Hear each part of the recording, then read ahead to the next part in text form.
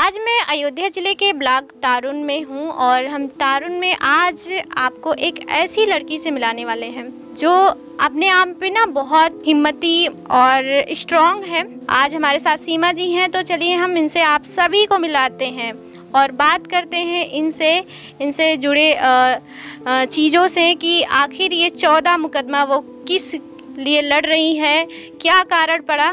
घर पे इतनी सारी प्रॉब्लम है, इसी वजह से नहीं पढ़ पाई। घर पे अकेले ही रहती हूँ। अकेली रहती हैं? हाँ। परिवार में कोई नहीं है।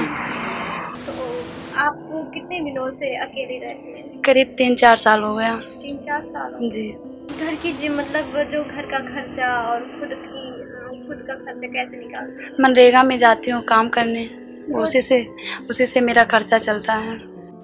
पापा एक्सपायर हो गए, मम्मी दूसरी शादी कर ली, एक सिस्टर थी उनके साथ में चली गई, वो भी 14 मतलब मुकदमा भी लड़ रही हैं। जी जी। तो ये मुकदमे कौन से मुकदमे हैं और कब से आप लड़ रही हैं? ये 3-4 साल हो गए जब से जमीन दादी और सिस्टर दोनों लोग अपने हिस्से की ज़मीन बेच दी हैं। बंटवारा हुआ नहीं था उस पर, तो इसीलिए हमें पता नहीं है मेरी ज़मीन कहाँ है।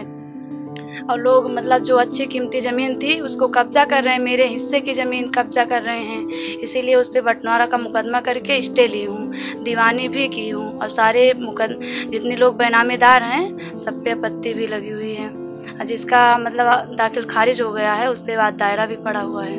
सपोर्ट करता है गांव वाले थोड़ा बहुत सपोर्ट करते हैं, कुछ लोग तो सपोर्ट करते हैं, कुछ लोग तो जलन करते हैं।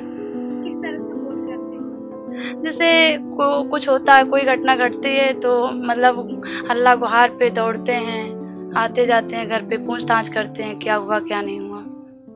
कौन से हैं जमीन का मुकदमा है और लोग हमको परेशान करते हैं, फौजदारी करते हैं हमारे साथ में, उसका भी मुकदमा है। उत्पीड़न करते हैं, मारपीट करते हैं, दबाव बनाते हैं मुकदमा के उठाने के लिए। जी। अभी हाल में जो आपके साथ हुआ था, किन लोगों ने किया था? एक बलिया जिला का है हीरालाल और एक हमारे गांव के हैं राम कृपाल, उनकी पत्नी गीता। दोनों लोग ये लोग हमारे ऊपर दबाव बनाते हैं कि तुम मुकदमा उठा लो, हमारा कब्जा हो जाए, हम कब्जा कर लें अपनी ज़मीन। और लोग चौहद्दी जो कीमती ज़मीन थी उसको लिखवाए हैं, जहाँ लिखवाए हैं वही कब्जा करना चाहते हैं। हम मुकदमा उठा नहीं रहे हैं, इसीलिए वो हमको मार पीट रहे हैं, जिससे इनके अंदर भय पैदा हो जाए, मुकदमा न लड़ें, हम इनकी भी ज़मीन हड़प लें। जी जी। ये वाला जो घाटा है 868 है इसका, ये 3.5 बीघे का चेक है। नहीं, इसको बैनामा कर दिए हैं दादी, और जो सिस्टर का था वो बैनामा हो गया है, वो उस पर कब्जा हो गया है। और ये वाले खेत में अभी कब्जा नहीं हुआ है किसी का। हाँ। अभी ये आप बुआई नहीं करते? नहीं, यही तो अब की बार ये आराम ही बोए हैं इसको। जी जी। क्योंकि ये विवादित थी ना, मुकदमा चल रहा था तो उनका विपक्षी का स्टे था, इस पे कब्जा मेरा था पहले से, जब दादी नहीं बेची थी उसके पहले से ही मेरा कब्जा था। उस पे हम स्टे लिए बंटवारा का मुकदमा करके, तो इसीलिए वो स्टे के बाद वो बैनामा करवाए, उसके बाद उनका मुकदमा खारिज हो गया, हमारे पक्ष में आदेश हो गया। जैसे 14 मुकदमे हैं तो 14 बार तो जाना ही पड़ेगा। कभी कभी ऐसा भी होता है कि वकील साहब से बात हो जाती है तो उनसे टाइम ले लेती हूँ कि अंकल आप देख लेना, अगर देखने लायक हो, अगर मेरी ज़रूरत पड़े तो आप बता देना, हम आ जाएंगे। आपकी खर्चे लग जाते होंगे। हाँ। एक मुकदमे जैसे एक तारीख में कितने पैसे आपके जाते हैं? 400-500 रुपये तो जाता है, क्योंकि फैजाबाद जाने के लिए 200 रुपये लगता है भाड़ा, और प्लस जो अपना वकील के ऊपर डिपेंड करता है कितना खर्चा होता है कितना नहीं।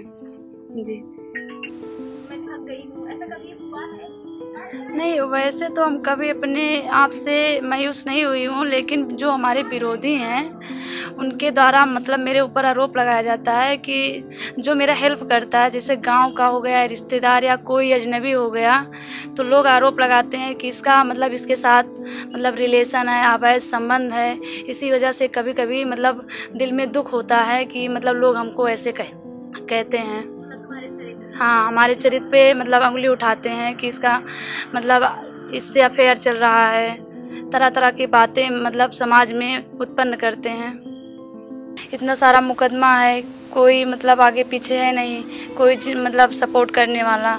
तो अकेले मतलब हम सोचती हूँ कि जो ज़मीन और घर बचा रहेगा तो बहुत कुछ आगे हो सकता है, कुछ भी कर सकती हूँ। खबर लहरिया, आपकी खबर आपकी भाषा।